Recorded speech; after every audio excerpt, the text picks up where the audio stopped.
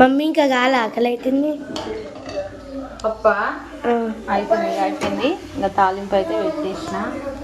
ఒక 5 minutesలో అయితే పప్పు అయితే రెడీ. ఫ్రెండ్స్ ఇగో ఈరోజు అయితే మా డిన్నర్ స్పెషల్ అయితే పప్పు.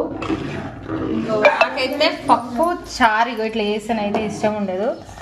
ముద్దపప్పు వేసుకొని పచ్చిపులుసు వేసుకొని తినాలంటే నాకైతే చాలా ఇష్టం. మరి మీకే ఇష్టమో కామెంట్ అయితే చేసేయండి.